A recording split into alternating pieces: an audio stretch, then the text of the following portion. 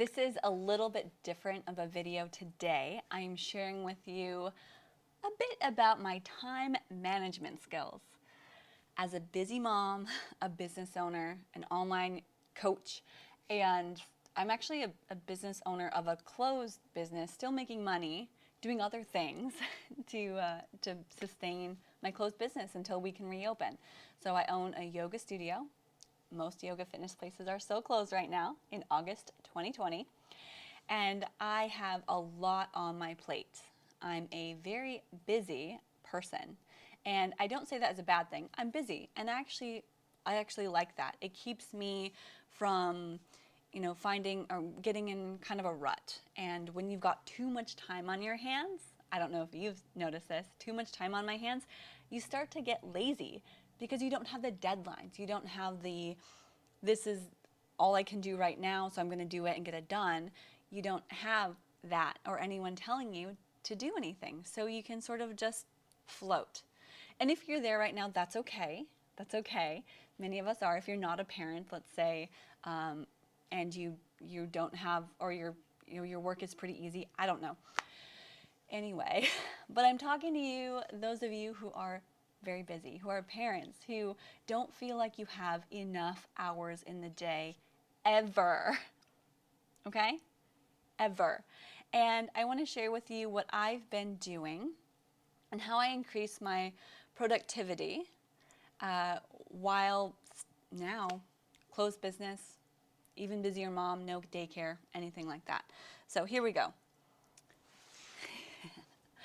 So you have to separate your tasks that you have to do during the day, which is probably like a list of 100 things.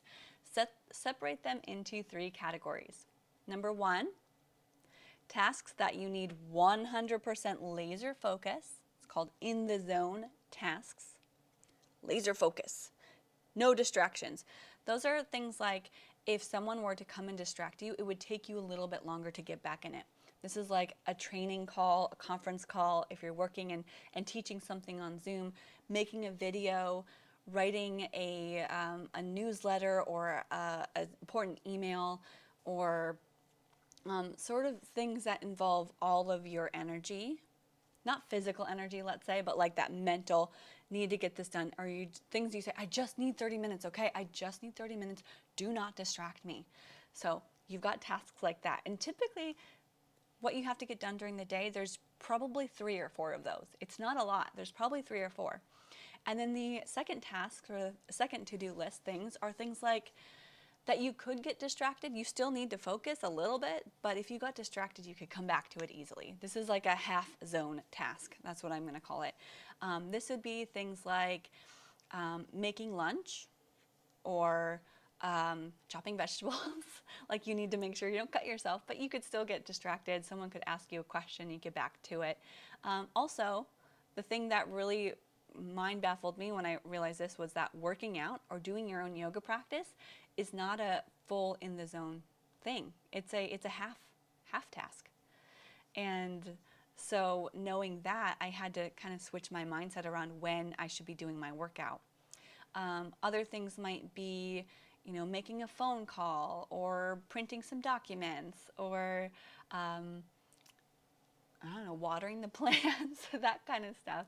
Think of other tasks. And then the last category is things that just like are really easy and you could multitask. So folding the laundry, because folding the laundry, you could also be listening to a podcast, or maybe it is washing the dishes, because at the same time you could be having a conversation. So things that you could have a conversation easily and you're not that distracted. Going on a walk, even driving, waiting for something, standing by the microwave, waiting for your food to heat up. Like it's those types of things, those really sort of things that it doesn't take a lot of effort and you could be doing multiple things at the same time. Okay, so you've got those lists of 3 things. I actually have a long list right here of things like wash the dishes, eat, make lunch, go to the playground, take a walk, buy a domain name, print my I-9, get it notarized, find the title to my car, list it on Craigslist, pick up the toys, call my sister, record a yoga video, check in with my coaching group. So I've got a long list and you could do the same thing. And then circle the ones that are 100% focused tasks and and then just, categorize them. And here's then what you have to do. Take your day and break it up. Where can you find a couple hours of time where you could do those 100% focused tasks? This is where I had to make a change back in a few months ago anyway, and earlier this year, when I realized that I was using the morning to do a workout, and then I would get really frustrated because during the daytime I couldn't get my emails done. I had no time to do my video check-ins. I couldn't do those things that needed my focus. And if I did, it was only during the baby's nap time. But then when baby went down for his nap, I was like, oh no, I've got to clean the house. I'm so wired to think that, okay, now that he's asleep, I need to wash the dishes. And first, let me just do this. Let me just pick up these toys first, or let me just go and do this quick thing before I get to anything important. And I would procrastinate in the only valuable time I had that I could actually focus. So I would wake up early and work out. My baby would wake up. We would go about our day, and I'd feel a little bit frustrated because I wanted to get something done in the morning. He would go down for his nap. I would then, do these other random things like fold the clothes, and then I'd stay frustrated because I was like, I was so busy, but I didn't have any time to get anything done. And why do I not have time? And then I switched my schedule. I switched this. This is why I don't work out in the mornings anymore. It's because that hour is important, and I need to be moving forward, and I need to be working. And if my focus work hours have to be, I have like 3 hours during the day that I can really focus in on work. Maybe 4 hours, actually. I have a couple more if I were to stay up later. So here at like 6 a.m., it's 5:30 to 6:30 or 6 to 7. I have an hour. So I'm going to do things that move me forward. I'm going to look at that list of 100% focused tasks and see where my energy is at too. And nowadays I actually teach a yoga class on Zoom at that time, because that is one of those, I can't have distractions when I'm teaching a class to other people. I teach a yoga class on Zoom, and I do a few things that need my focus. I might even make a quick little check-in video. I check in with my group on Facebook, and I might send an email, something like that. I don't want to be on my phone when I've got Ezra. So I'm usually at my computer for the most part right away in the morning. I don't necessarily like that ideally, but for now it works. Until Ezra is in school or we've got daycare, I can't use my typical work hours that I would like the 8 a.m. to noon. That's not going to be work hours for me right now. And then when he takes a nap, I know I've got at least an hour. So instead of, I fight the urge to clean the house. I fight the urge to do anything else besides, all right, it's go time, it's focus time. We got to get to this. So here I am making this video for you because it's time to focus. And I checked in with my Facebook group. I also made another video. I responded to some questions. I did things that need my focus and my attention right here, right now. And I could, if I made a list today, I could take a look at that list and say, what do I need to do? Like one of those tasks I needed to do when Ezra is sleeping or when he's elsewhere is to print a document on my printer, because he gets in the way trying to do something like that. He would like mess things up. So I get that done knowing that later on I wouldn't, it'd be much harder to do if he were around. So I make sure that I only do those tasks that are totally in the zone and nothing else. Yes, there will be days that you want to take a nap, and that's okay. Just make sure that the majority of your days, the majority of your time that you can focus is used for those focused things. And that's how you can catapult yourself far beyond what you could have imagined as far as productivity and getting things done. This is how it looks like I'm on social media all the time. It looks like I am posting videos and making videos all the time. It's because I prioritize those only within that small time frame, and I get it done. I do it. I give myself a deadline.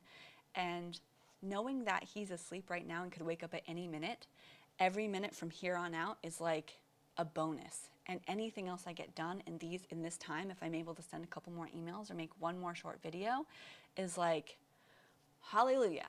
But if I got down just those 2 or 3 things, that's great, which I did. This is like my 3rd video, so this is all gravy from here. And it's awesome. And then now when he wakes up, when I don't have time, I can do some of those half tasks. I can do some of those, like I'm going to pick up the noodles that are in the kitchen. You can see this now, like look at the kitchen. There's like a bowl of noodles on the bottom, on the floor that he was playing with. They're hard noodles, not cooked. I can put the dishes away. I can put those chairs away. I can pick up that toy train. I can do all those things later when my son is around. I can call my sister later. I can have a conversation with her on speakerphone or with my AirPods. I can fold the laundry later. I can do all of this later. What I can't do is send an important email update when I've got a toddler running around. It just doesn't. I know that doesn't work. Maybe some of you can do that. I can't. I can make lunch and I can eat lunch later. I mean, I already ate lunch, but I make sure and eat and make the food and prepare it, all of that, when it's not this time. It can be tempting to go, oh yeah, I'm going to just peacefully make myself a sandwich. No, no, no. There's no peacefully making a sandwich. It's make a sandwich when you've got chaos around you, and eat it when there's chaos around you, because you can get distracted when you're making a sandwich. Just don't cut yourself, please.